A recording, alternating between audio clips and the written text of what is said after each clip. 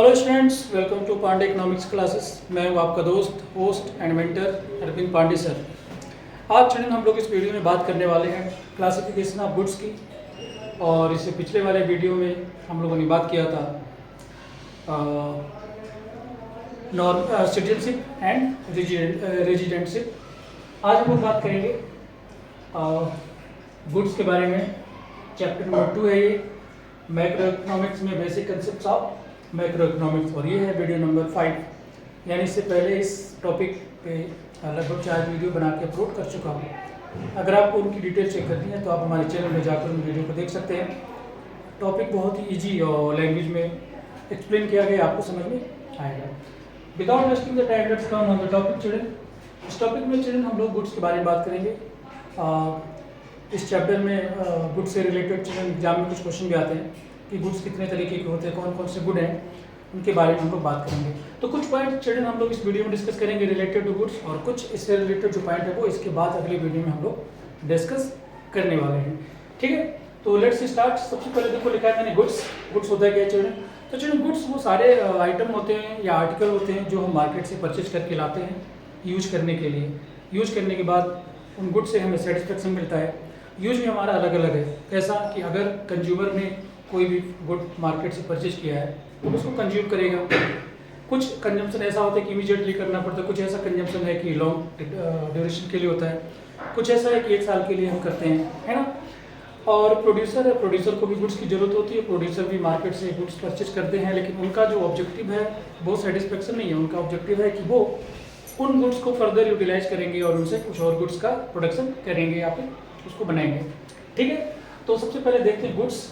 यहाँ से देख सकते हैं गुड्स है। गुड्स को 2 पार्ट में डिवाइड किया गया है। पहला है फाइनल गुड्स एंड नंबर 2 है intermediate goods. Correct. Final good के भी 2 अदर कैटेगरी हैं, सब आगे है consumer goods and capital goods. एक एक करके हम लोग इन सभी के बारे में बात करेंगे। सबसे पहले हम लोग बात करेंगे चिल्ड्रन फाइनल गुड्स के बारे में। फाइनल गुड्स वो गुड्स होते हैं चिल्ड्रन जो फाइनली यूज करने के लिए रेडी हैं, प्रोडक्शन प्रोसेस से बाहर है और उनमें आगे फर्दर कोई भी वैल्यू एडिशन करने की ज़रूरत नहीं है।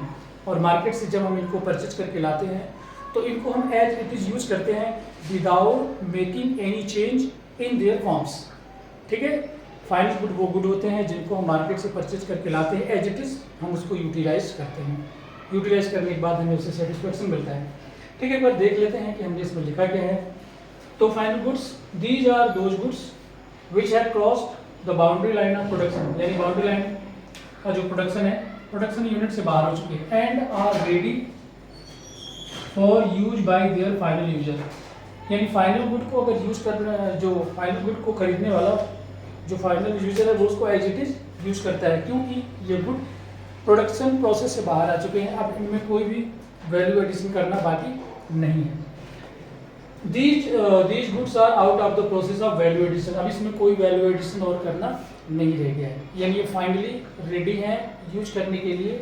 तो कंज्यूमर या प्रोड्यूसर जब फाइनल गुड को परचेज करते हैं तो वो उसको एज इट इज यूज करते हैं। ये वो गुड हैं जो प्रोडक्शन प्रोसेस से बाहर हैं। अब इनमें फर्दर कोई और वैल्यू एडिशन करने की ज़रूरत नहीं है।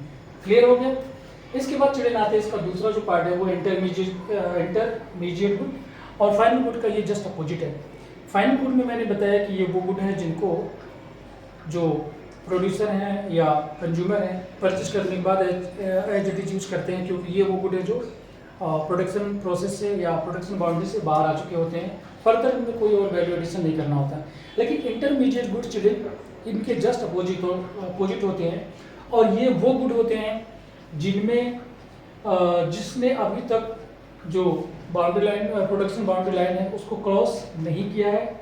अब इसमें कुछ और वैल्यू एडिशन करना है। ठीक है, and they are not ready for use by the final users. ये वो गुड है जो अभी यूजर्स द्वारा फाइनली यूज करने के लिए रेडी नहीं है। And these goods are not out of the process of value addition, यानी वैल्यू एडिशन के प्रोसेस में भी हैं। यानी ये वो गुड है जो अंडर प्रोसेस है। आई होप ये आपको समझ में आ रहा है कि ये वो गुड है जो अभी अंडर प्रोसेस हैं, इनमें अभी वैल्यू एडिशन करना बाकी है। यानी ये अभी अपने फाइनल फॉर्म में नहीं आ पाए हैं कि इनको हम यूटिलाइज कर सकें। So value is still to be added to those goods. इस गुड्स में अभी वैल्यू एडिशन और करना बाकी रहता है। तो चिल्ड्रन ये था primary differences between final good and intermediate good. Final good को हम परचेज करते हैं और एज इट इज यूज करते हैं, कोई वैल्यू एडिशन नहीं करते हैं, ठीक है, प्रोडक्शन बाउंड्री से बाहर आ चुके होते हैं। इंटरमीडिएट गुड्स वो गुड होते हैं जिनमें वैल्यू एडिशन और करना होता है, ठीक है, प्रोडक्शन बाउंड्री के बाहर नहीं आए होते हैं और ये फाइनल यूजर द्वारा यूज करने के लिए रेडी नहीं होते हैं। उसके बाद फाइनल गुड को भी स्टूडेंट्स दो कैटेगरी में डिवाइड किया गया है, एक हो गया कंज्यूमर गुड, दूसरा हो गया कैपिटल गुड। इसके नेम से ही चलेंगे ये क्लियर हो रहा है कि कंज्यूमर गुड का मतलब ये है कि इसे कौन परचेज करेगा, और कैपिटल गुड को से ये क्लियर हो रहा है कि इसको परचेज कौन करने वाला है।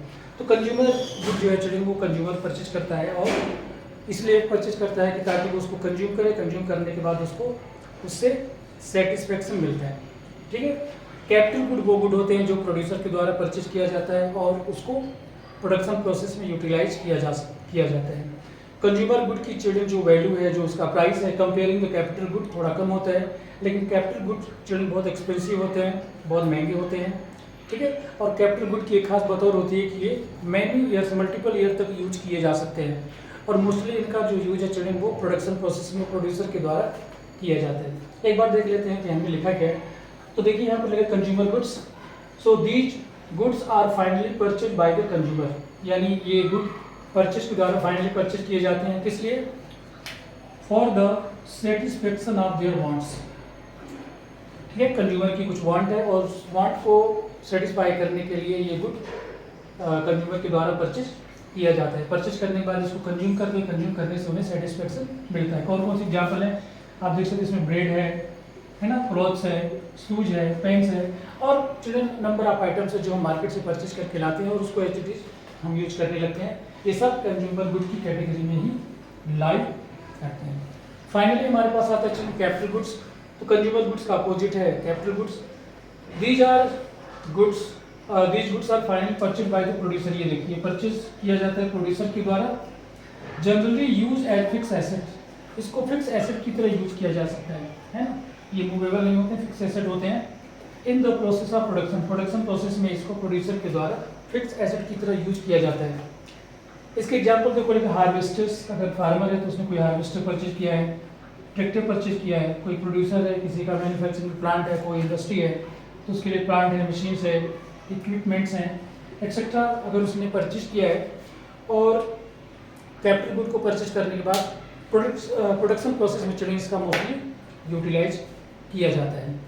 तो ये था चिल्ड्रन क्लासिफिकेशन ऑफ गुड्स, जिसमें final good, intermediate good, consumer good and capital goods हमने आपको बताया। आई होप कि आपको समझ में आ गया है। ये नोट है, आप चाहो तो इसको नोट करके अपनी नोटबुक में लिख भी सकते हैं और आपको ये समझ में आएगा। So children, that's all for this video. See you in the next video. Till then keep watching. God bless you. Thank you for watching the video.